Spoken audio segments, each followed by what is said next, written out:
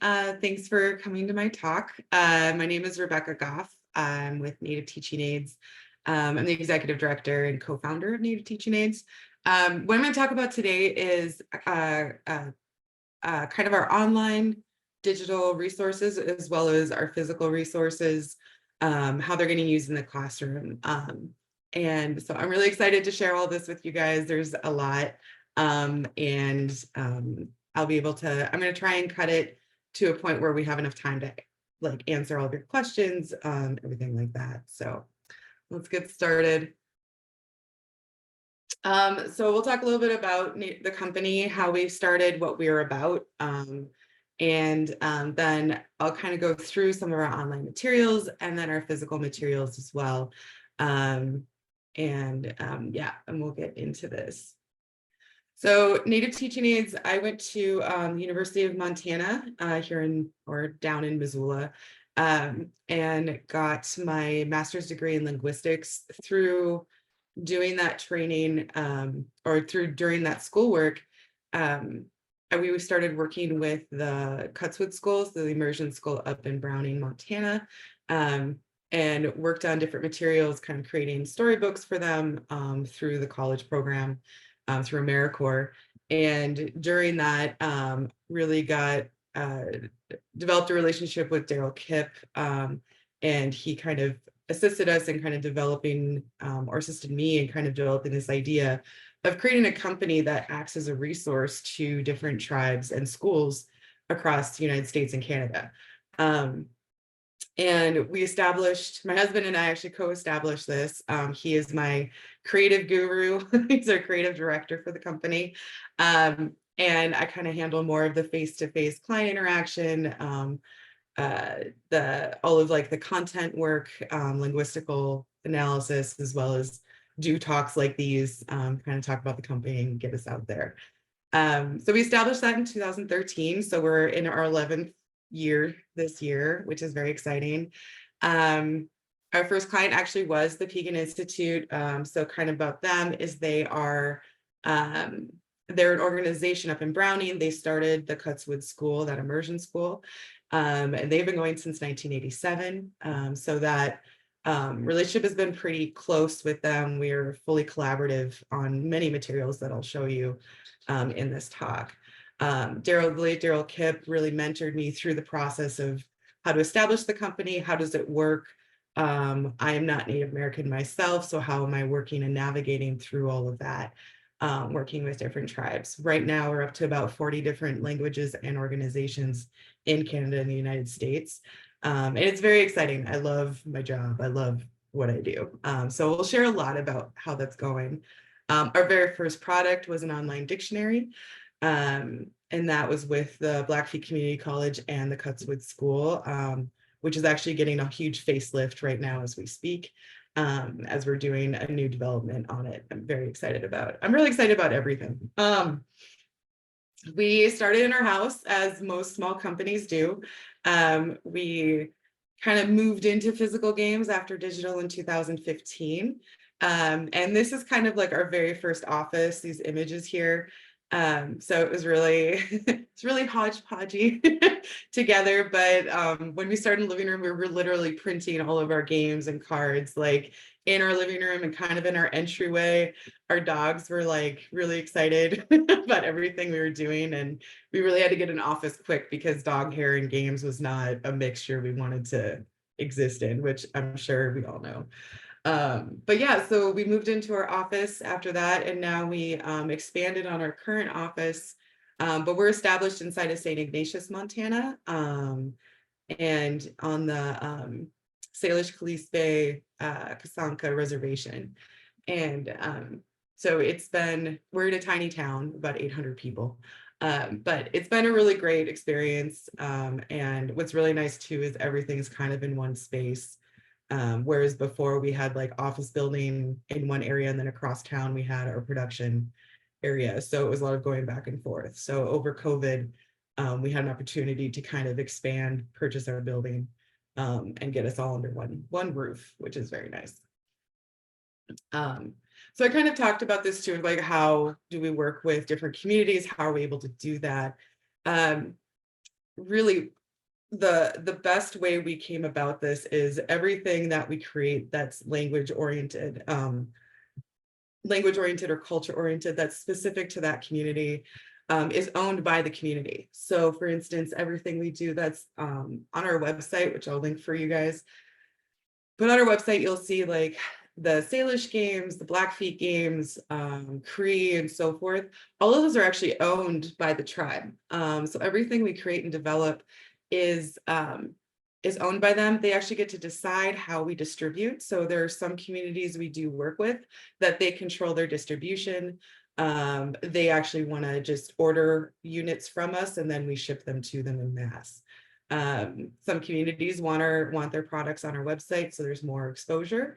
And then every community we work with that we do that part with gets a percentage of the profit line, as well as they get a sales report. I just went through all this because it's the beginning of the year, but they get a sales report, the percentage of their profits. And then a lot of them just want those profits to go back into making more games for them. And then some want a check cut. So it's really, it's a lot of, memorandum of agreements. All those get signed. The tribe's lawyers go through it, and then we kind of establish that agreement. But it has been that it's been so critical to have that ownership, that control be done by them instead of by us. And so Native Teaching Aids really doesn't own anything that we develop. The only things that we do really own is the regional history games that we've created, which I'll show you images of, and then our Cards for Decolonization game, and those expansions. And those are really done more as like a collaborative effort that kind of helps us subsist. But everything else is done by the community, and the collaboration is fully established. So some of our digital elements is we have the online dictionary. A lot of this is going to be in the Salish because I just gave a huge talk on the Salish. So all of their, and there are other longstanding clients. So a lot of our products are by them. But if you want to see anything that's in one of the other languages we work with, I can pop that up for you too. So we have the online dictionary. We're just finishing up the administrative backend. So I talked a lot about control. This allows the users to enter in their own language data. They can record their own audio and they'll be able to edit anything that's inside of there. We've also developed this to be completely connected to any games we need to output physically, as well as any apps or their Kid Zone, which I'll show you, which is the funner thing to show. But the Kid Zone. So the dictionary, it has that typical like audio, you click on it, it'll play the audio. It also has a media library that you can go into as well. But that, yeah, so that dictionary, so we've kind of tried to get everything kind of really connected. But what I do want to show you, so I'm going to stop sharing this and kind of move into the web one. Let me.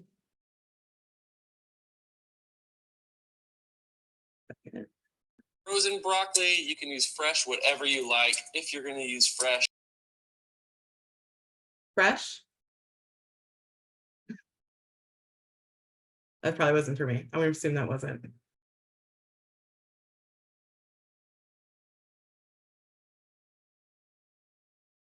Okay. So the Salish Kid Zone, this is the very first Kid Zone we've created. We worked with the Nkootsum School in Arlene, Montana. They're an immersion school. Kind of the base of that language program, for many of you that might not know, is they have a book system that they use. So there's about, I think they're on book 4 or 5 now for the adults. So the adults kind of go through this program where they learn the language and get their teaching, their bachelor's degree in teaching as well. So they're able to go in to the schools and teach the language. So it's an adult lesson system. The immersion school, which is it's actually a pre-K through 8th grade program. They wanted us to take that adult lesson system and kidify it. So we created the Kid Zone. This is done in these categories. So if we go into camp, what's nice about this is it's completely smartboard friendly. It's touchable, it's accessible. It actually is almost better with an iPad or smartboard, because your mouse, things like, sorry, you guys' lovely faces are in the way. And then if we go into like bubble pop, for example, and I'll show this in a second, but what's nice is all of your vocabulary you're going to be working with is down here. So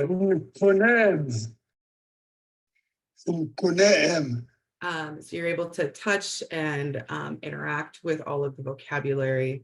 And then you go into your bubble pop game. It will always start on easy. Fetzt. I think that's Nkunem. there we go. Fetzt. So to recall any Nkunem.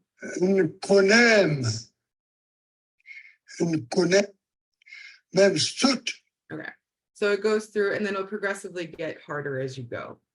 So this will go into from easy to more difficult and hard. And there are over 200 games in here, based on, and then it's 8 kind of core games broken out into different vocabulary. So you have things like camp,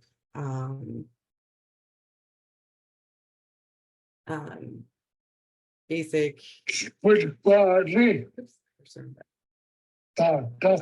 So you have this audio that you're hearing, and then you have to match that to the language. My Salish today is not on par, but it just lets you keep trying. It just lets you to go through and keep trying this. There's also, I think it's in this one.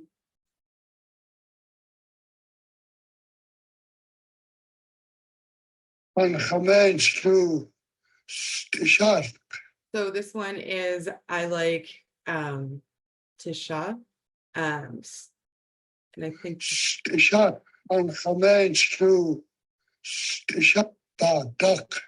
oops. And then what you're trying to do is bring that food to the restaurant. And then if something comes, and if you touch it, it'll play it for you too. What's nice about that too, it's kind of like, I like this. And then as it gets harder, it'll even say like, I like this, I don't like this. And then you have to pull it over to that. The vocabulary is really helpful for those. There's also math games here, counting, number recognition, different things like that. And then there's also, you can play with the entire vocabulary in one game mode. So you can take like just matching, for example, and you can select the categories you want. And then and then you start with easy, and then you say start playing. And then this is just a basic, just a basic like matching that will help you through that. And then the stories. So for the Salish, when they go through their 16 story or their lesson book, then they have these stories. These stories are seasonal based. So the first 4 are winter, then you go into the next 4 for spring, and then summer, and then fall is where it would end. So in here, you can hear the story. This is also getting an update in the next month where it'll just be like a straight play. But right now, the page turn is controlled by the user, but they're able to, you're able to kind of hear the story. It goes through the pages, and then you can listen to the story. And there's 16 of these in there. There's going to be a video library coming this summer, where it will be all of the Salish stories in this library, and it'll be video play. So it'll be straight video play up, because the tribe wants to have just kind of this area where all their stories exist in, because they've done quite a bit. We've gone through the library, so we're starting small, and then we're going to start uploading those, getting them digitized, recorded, and then put into here. So that's that's kind of those three elements. I'm gonna skip over to the history, the dictionary. What's also nice about the dictionary is it pops out, because we made this for kids at a younger age, we wanted to make this more focused on vocabulary. So it's still very touch and hear. The update to this is instead of when you're on a computer, there's the play button, but on the smartboard, it's just touch the object and it will play. So that's one difference between the smartboard and the iPad versus the computer. But everything, Instead of touching food then. everything has a touch and hear based on the category it's in. So you can see there's a lot of language in this. So it's accordion based, where it kind of drops down and then shows you everything in that category. And then there's the different plants, the places, that kind of thing. And we're also doing, so this is the Salish Kid Zone. We're also updating and going into, there we go. We're updating the whole Kid Zone, but this is a project we did with the Yukon Kayakook School District. So they're a school district up in Alaska, just south of Fairbanks, but north of Denali National Park, along that river region. There are, see if I can get the map to show it for you guys. There are 10 villages, or there are different villages along this river. And the blue, so there are, click on it. And the little raven is very helpful. There we go. All of the different villages kind of have their own dialect. So we had a very big challenge for this on this development where there are 2 languages, but in one of the languages, there's about, like I said, 10 dialects, and the dialects can change just based on where you live. So what we did was we encoded each town to access the dialect that it's connected to. So when a user clicks in, they'll be able to say, I'm from Kusala, and they'll click on that, and then they'll be able to go through it. This portion that I'm showing you is kind of an update to what we're going to be working on, which is more, the Salish Kid Zone is more about vocabulary. This is going to be more about conversation. So you kind of set yourself up. So like in this one, you can click on these images and you can do the family tree. So you can build your own family tree in here. Now you guys all get to know my grandparents' names. It's very exciting.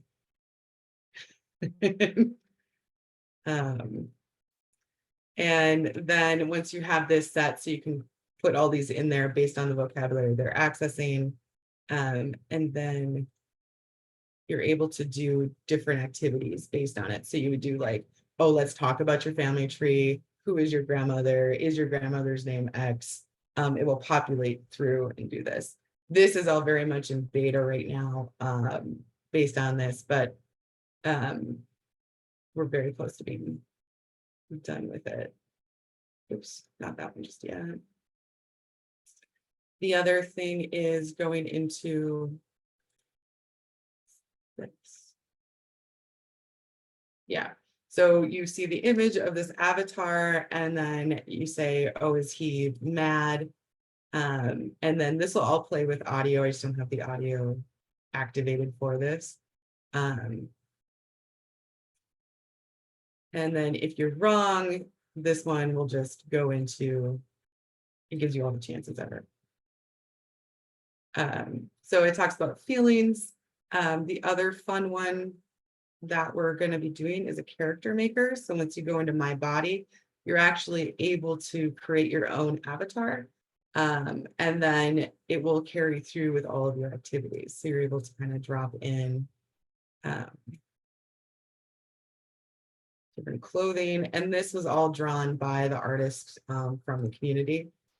So we're able to kind of customize to that community as well, which is a lot of fun. So in the classroom, what she's doing, the reason they had us do this online system specifically is the language instructors only get about an hour a week with them. So they wanted to have the students have access to more research or to more practice and activity. This was actually a monster character maker. So we're actually going to be able to do crazy things, like you make one eye bigger than the other, you can make the lips huge, you can be scowling, that kind of thing. So we can move like a shocked mouth over here. But the students are able to kind of play around with this. And then as they're clicking on lips or colors, they're able to hear that go through. So that's your character maker. I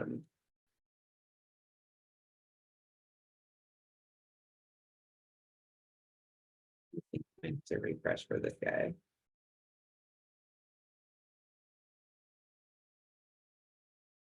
He did pretty well. So this one, it says, what is this? In this community, they actually can't say the name of the bear, so it has to be a large animal. So it's a little cultural information for you guys. And then I have English turned on for my own ease and ability, but this would be in the language, but it is available if we wanted to just make it be in English. But it's recognition, there would be audio playing of the name or of that item. And I just really like the animals, they're cute.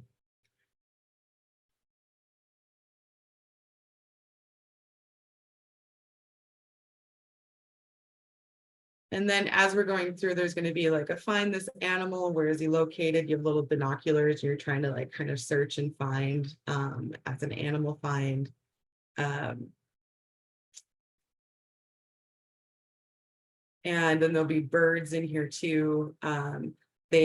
As we all know, Alaska's, especially that north of Alaska, they're really dog sledding is very important. So they have a whole lesson just on dogs and recognition and like the different colors, the dog family. Moose is their important animal, so they talk a lot about moose and other things like that. And I'm gonna reshare my talk.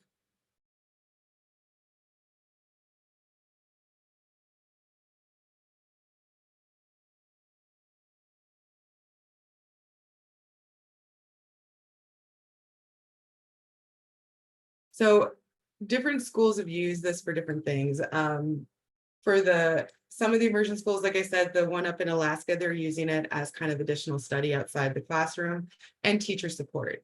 So the teacher is some of those teachers are still learning the language. So they're using that not only for the students, but the teachers as well. In Kutzum Immersion School is using this as a reward system. So when the students, or for the preschoolers to have kind of, this is their screen time, and this is the activity they do in that screen time. A lot of this, a big reason why we went over to digital in the beginning was we got contacted by someone who was like, I'm tired of having them listen to videos in like a different language that's not ours. So we kind of started moving things into more audio, putting more storybooks in, and that kind of that kind of motivation to kind of support language learning. The Kid Zone, this is kind of, I had a question about this once, so I kind of have this is how it was built slide. But it was the Kid Zone was built actually by Spencer Kittle. It was his first project. We hired him out of the Salish Kootenai College, the tribal college here on the reservation. And he's from from the Rocky Boy Reservation. So he was really excited, and that's why kind of like he gets really excited about more things. It's why the Endless is in the current Salish Kid Zone. And then I actually forgot to show you guys one thing. I wish I could just switch for screen sharing. I'm sure there's a way that I don't know about. Yeah.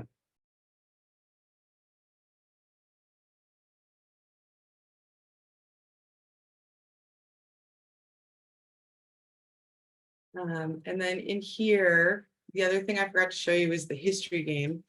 So I kind of talked a little bit about the history game. It's a really simple before after timeline building game. It's really good for middle school and up, because then the analytical critical reasoning is in there. We are working with a couple of communities on creating an elementary school version that's more accessible for kids.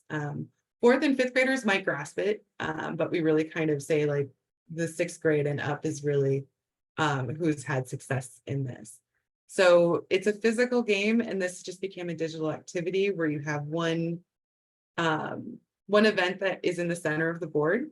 So this one is U.S. establishes the Civilian Conservation Corps, which in time employ tribal members to build trails and roads on the Flathead Reservation. This one is specific to the Salish Colispe tribe. But like I said before, there's one for every region in North America that kind of encompasses just a generic tribe. There's one for just the state of Montana history. And then there's an Indigenous rights, which is about the activism from about the AIM movement in the 60s to the No DAPL movement in the 2010s. It's weird to talk about that like it's history. But what you're doing, all the games play exactly the same. So you have this event in the center, and then you pick one down here that could happen, and you decide if it happened before, after, or in between the dates on the timeline. So the Salish allow Lewis and Clark to enter their territory in the Bitterroot Valley, obviously is before 1933. But if you have one that you get wrong, so non-Indians found the city of Kalispell, Montana, and name it after the Upper Colispe tribe. If I put that in the wrong area, it will get discarded, and then I get another card. The goal is to run out of all the cards in front of you as you build this timeline. And when you're playing solo, you're just doing these 5 events. But once you play at a table with a group of people, the timeline gets more and more difficult because the spaces, obviously, you're running out of areas to go, and a lot happened in the 1800s. So that's that history game that I forgot to show you that I wanted to show quick.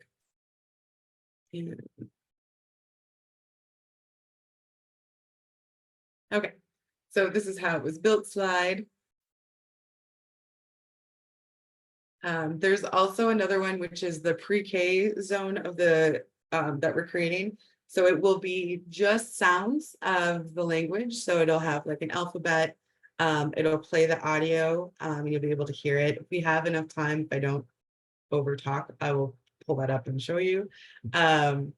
But that one, you click on each sound, and you can hear how it sounds in the beginning. That letter sounds in the beginning, middle, and end of a word. And there's images that go along with that, as well as basic colors, numbers, shapes. They have their own, their values are in there as well. And that will be coming, it says this month, but it'll probably be coming in April.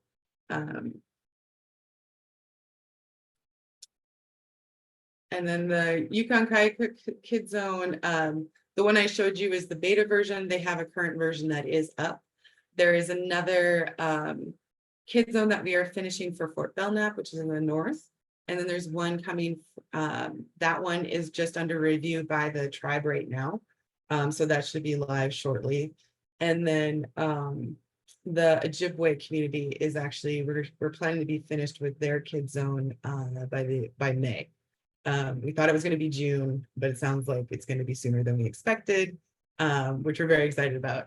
But the Ojibwe are getting one bait for the Red Lake tribe. It's getting one, and then the Potawatomis will be getting one later this fall.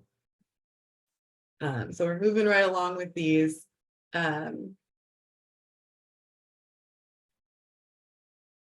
So that's portion of our main digital materials.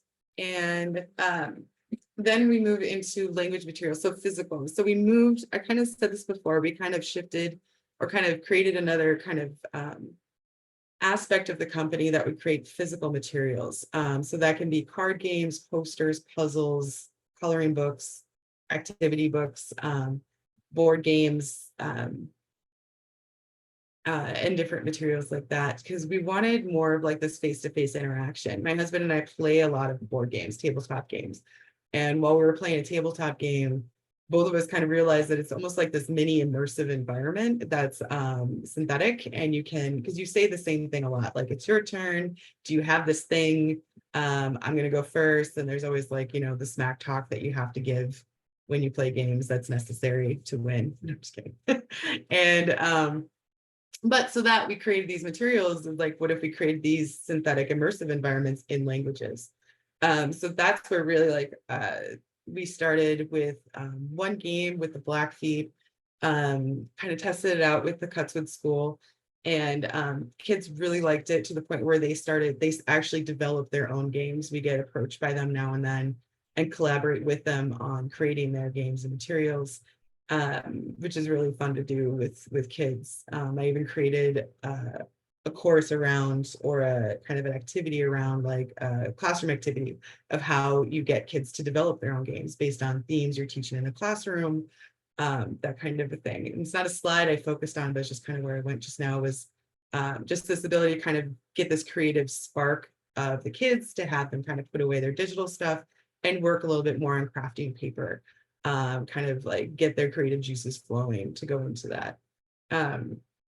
So we have different items. So there's the language kits. The language kits, like I said, they have games, story dice, coloring books, posters. We have one we called it a homeschool kit, but really it was about taking the language back home. So it has board games, a history booklet, some information of how to use it in the classroom.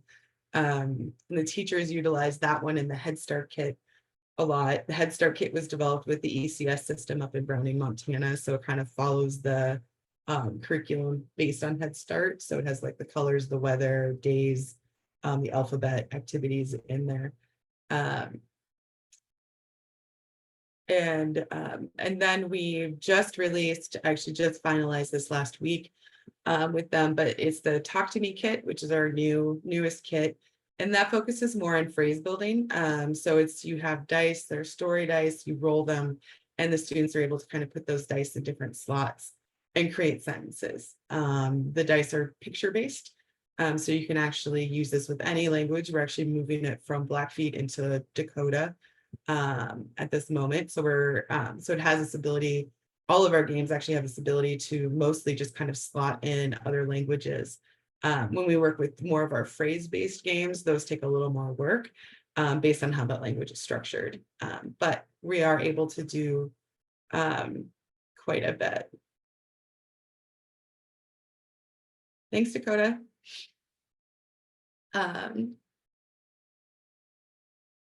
More of our games. I talked about the history game. I kind of made like a hodgepodge here. But like I said, it's before and after timeline building. It's for the regions all of North America. It's one of those, like, if I have time kind of things, but we also have a newest one, which is Law of the River, which is all about the water rights laws in North America. So it kind of educates about the rivers, the ownership, sovereignty, that kind of thing. And then we even have a region for Mesoamerica and the Caribbean area too, as well. And then any tribe histories that we have done. So there's the Salish Kalispé, the Blackfoot, and the Little Shell. Those histories are actually owned specifically by the tribe, developed and approved by the tribe. We're actually finalizing one today as well with a different tribe in Oklahoma. That one they're very excited about. That should be, I think they're controlling their distribution for that one, but really excited about that one too. But every time a tribe approaches us with a history game they want to make for their community, we work with them, they approve the content, and then we release it. Some other games, physical games. So Phrase Builder, we have kind of 3 core games that talk about like sentences, how to build phrases. This Phrase Builder game is you have a hand of content cards. So that could be anything from just nouns to places, that is a noun, sorry, events, adjectives, different items. And then you have these sentences, you have a sentence stack, and what you're trying to do is complete that phrase in a grammatical way that makes sense. So you're trying to get rid of all of your cards.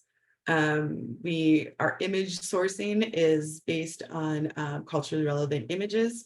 So we try to do images that are more identities, everything. So more native based people, and then we also make sure that like things like teepee, the sage, those kinds of things are specific to that community. So there is kind of a little bit of a mini process in those, but our core images like apple, chair, table, really kind of span all of the languages we work with. The biggest thing, and I could always just like focus on audio just for one talk, but one of our most important things is audio. Like you see this word here, which is, I believe this is huckleberry. I've actually forgotten if that's huckleberry, but anyway, this word here could be hard to pronounce if you don't hear the word. So we had originally started with a CD of audio, and obviously we don't really have CD players anymore. And then we went to like numbering the card, and then you would get a USB drive and you'd have that track. Then we made an app that did that. But eventually now what we've done is we've released QR code apps. So everything we print has the QR code identifier on that. So you're able to scan that card. You're able to scan it, and then it will pop up with the image of the game, or with the image of that card. It also has a full dictionary in there where you can just go in. All of the apps are free. I'd say the easiest way if you want to see what we have is to look up Native Teaching Aids as the developer. And then there's the whole list of all the QR code apps we have in there. But they are both available on Android and iOS. The Crees I'm really excited about the Crees because they are getting a plant identification app. So that one is just about fine. I think it is fine on live, but we've made it so you can scan a plant, and then it will show up with the Cree information for you. So it'll show up the language, the sound, that information, and the specific uses that they want to share on their app. So that is that we just released. And then, but yeah, everything that gets physically printed has an app, has the ability to have this QR code on it that kind of helps with the language speaking, especially for students who are excited about it, or students in your classroom that might be native, but you as a teacher are not. This is a great way to support them. Make, so we have different games. So this game, Make, is you're making goods for a celebration. You share one hand of cards between you and your opponents, and you're trying to create, it's kind of about a math game and a matching game at the same time, but you're trying to make goods and reach up to 20 points at before anybody else does. And then every game we make has a kind of like a card play, like player language that we'd use. Like I said, like it's your turn, do you have this thing, or I win. All of that's available in all the games we play too. So kind of, you can even like say phrases as you're playing. Flashcards obviously are a big deal. So we have lots of flashcards that's in Salish, Cree, Ojibwe, Blackfoot, and everything has a QR code app on it. And this is utilized a lot for the teachers or the students that are learning the language so they can study, is the main reason why we've done this. The matching game is of course for the younger kids. We even have tile-based matching game that's more of a hard card matching. Gathering food. We also have gathering food. We have picking berries. There are two versions of this game. This version will be retiring soon to shift to our newer game. If any of you saw my talk in the summer, we were in Bozeman. That one was based on the Alaskan game that is now on our website. That one, you're going through the forest and you're collecting your berries and plants and you're matching them to the different illnesses that they would help. So like if you have a headache, you would use a certain amount of plants and you have to collect that plant to get the headache card. And then you gain points as you not cure, but match the right disease to that card. And then there's also different recipes you can develop to get points. So the goal is you go through the forest 3 times, trying to collect as many as you can and trying to match the right plants to the disease as possible before anybody else does. This one is a trading based game too. So you basically have to trade plants and berries in order to feed the most people. Whoever feeds the most people wins. Both of these games actually focus a lot on traditional ecological knowledge. So you're learning about not only just identifying what the plants look like, but also what were the plants traditionally used for in North America. what were their uses, were their medicinal uses. It has been really a big ask that we've gotten a lot about plants. I feel like place-based learning is becoming more and more popular to bring students into the field and really have them immerse that. The Cree plant identification app, we actually took high school students with us and a guide, and they were able to take the photos of the plants. So a lot of the pictures on there are actually done by the high school students on the Rocky Boy Reservation in Montana. So that was a lot of fun to do. Then we have, I don't know if any of you have ever heard of the game Skippo, but it's also called Spite and Malice. But this one is, we call it numbers. You're supposed to, you want to be the first person to get rid of your goal pile. And then you have a community deck in the middle of the table, and you're basically you're counting from 1 to 12, trying to get rid of the cards in front of you. First person to do that wins. But it's similar to Skippo, but the rules are closer to Spite and Malice. And then kind of pre-COVID, like I said, Brandon Goff is our creative director, my husband, and he really focuses on new games, new ideas. Go Fish is actually a really great game base that's great. Like kids 3 and up love this game in the classroom. So we've thematically used it so we can add in things like obviously fish, so the different fish names, plant names, so go gather, go hunt would focus on animals. We also have a go to school one that just talks about school vocabulary. Go cook is a new one we're doing with the Salish right now. In that one, you're going to have recipe cards. So like spaghetti, for example, you'll have recipe cards and you have to collect those specific ones to fill your recipe card. So it's a little bit Go Fish, it's a little bit matching, and a little more interactive goal, a goal you would have to win the game. So it kind of also can span into a little bit more of an older age group who get sick of playing Go Fish all the time. This kind of gives that extra level of learning. This is probably one of our more popular games is Fast Animals. We also have another one too. It's kind of in competition with Elk in the House, but Fast Animals, it's a fast-paced animal matching game. So it's on the card, there are 2 images on that card. There's 2 ways to play this. Everybody goes at the same time and you're saying the name of the card as you're matching it to cards that are sitting on the table. You have to be the first person to get rid of your entire hand. The other way to play this, and the less stressful non-fight way to play this,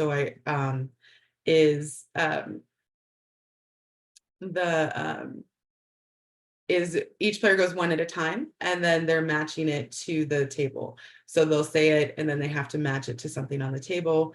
If they can't match anything, they draw a card, and then the next player goes. So there are 2 ways to play it just based on the age of the classroom. We noticed 5th graders and lower really like the 1 at a time. They're a little more successful that way. And then older kids are able to, maybe even up into middle school, but high school kids can do the all at once, high school and college can do the all at once gameplay. I don't think so Elk in the House is another one that's a little slower than this one. I just don't have an image of the game. But that one is all the animals are coming into your house and you're trying to keep the animals out of your house while putting them into your opponent's house. So the person with the least amount of animals in their house at the end of the game wins. What's nice about this, it talks about phrases. So as you lay the card, it'd be like, oh, there's a bison in your bathroom, or there's a skunk in your kitchen. So you're saying these phrases. So it's kind of like this silly ridiculousness to kind of help students really remember like the room names and the name of animals, that kind of thing.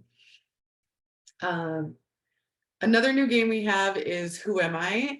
This was done by focusing on the animals on the National Bison Range here, and that the Salish Kalispel Sanka tribe to have control of now. So we've got all the animals that are on on the National Bison Range. Obviously there will be bison on here. And the names are in English as well as in Salish. And what you're trying to do is describe the animal. We have a whole line of this, but that are also for like all the national parks in America through another game line we use, which is Riparian Games. But this one kind of, we shifted it over to the language where you're describing this animal. They have to guess what animal you're talking about. Kind of in the age, you either show them the picture or you don't. I even had my adult cousins play this game and they super loved it. And then we have storybook activity sets that come with like sequential story activities. And then as well as like vocabulary, the booklets themselves. This one was done with those 16 books you saw in the Kids Zone. We also do puzzles and posters. This is actually, oops, I'm sorry, I should not use my mouse for anything. This is a puzzle that's the buffalo and the uses of the buffalo. This one comes in, I think it's 135 piece and 165 piece puzzles. And we're trying to release more puzzles too. There's going to be a couple of Lakota body parts. I don't know how that got through. A couple of body part puzzles. And then I just got distracted, sorry. Body part puzzles, and then it comes with those little cards on the right here. They're actually like little bisons you can play with. But puzzles, we do a lot of posters. We have a new board game that's going to be releasing soon, as we're working on this with the Salish language teacher apprentices right now. And all they have to do is figure out the wind condition and then we can release this game. So very soon, but it's the Salish Kalispe's very first board game that we're releasing. All the artwork was done by Mars Sandoval, who's local here. And you're trying to get to the center, you're trying to get all your pieces to the center space first. That is that goal. I kind of whipped through the games very quickly, but really, like, there's just a lot of materials available in a lot of different ways. We also have more math, science, shape games too. But yeah, I just wanted to share a lot of that with you. This is my email and our website, as well as our phone number. But I kind of wanted to end early enough just in case there were questions that you guys might have. So thank you guys for listening. Thank you so much, Rebecca. Great to see you virtually. And what a wealth of like games and activities and connections to my mind is kind of, making connections like STEM and then how games can be implemented into that. And it looks like we have a question from Sheila coming in. Great. Of course you have a question from Sheila. My question is, though, we have so many great folks participating in this who might be from other communities. If someone is interested in having something like this built for other languages, can they contact you? Is that something that you could contract out to do? Yes. Awesome. I'm just putting in our website too. So yes, as someone, D'Angelo just asked about if our games were on there. And yes, they are available on our website. The activities like the Kids Zone, the Salish Kids Zone link is up there. I don't have a resources page and I really should just have one. So I'll build one by the end of the day today. And that'll be on we'll make sure that's up really quickly here. So you guys don't have to wait too long. I can also share these slides as well, because that has all the links to the different kid zones that are available at this moment. But to really directly answer your question, I'm so sorry. So yes, the way we would work is you can email me and then really we kind of get started on the collaborative process. And then we work together on what fits right now for your community. Some people just want to focus on a dictionary, some want to focus on a game, and usually too, like the kit becomes this large element because there is a lot of information and activities in those language kits.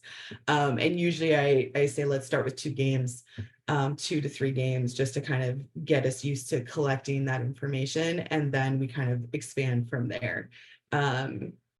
Yeah, a really good example is the Lakota language. We started off with doing 1 game a year, and now we've done a full like language bowl activity kit for them. So it really, it doesn't seem like a lot at first, but it does kind of, momentum grows very quickly. So yeah, but yes, no, working together, email me directly is probably the best way to get started.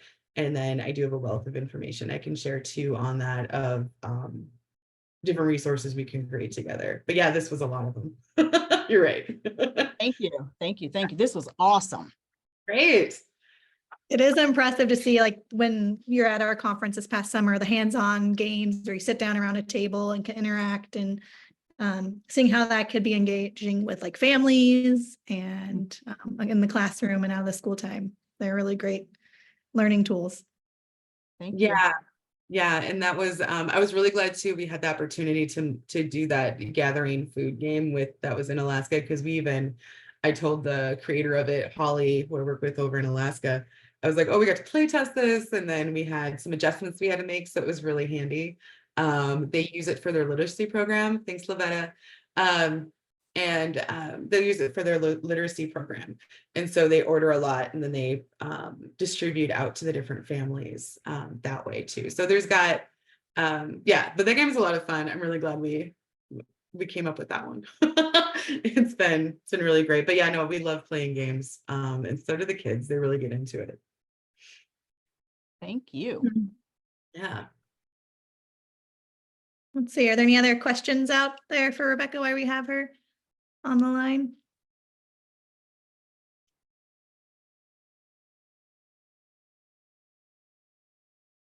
All right. Right. Great. Well, thank you for joining us today. We really appreciate your time, and Yeah, thank you guys for having me. I look forward to seeing you in person in a couple of weeks too. Exactly. And everybody stick around. We've got a great panel coming up. Yep. We'll have another Montana presenter too on that one, which will be great. Yes. Yes. Thank you all. We'll be joining I'm in Montana, so about 15 after the hour for our next session. And we look forward to seeing you then. Look forward to seeing everybody.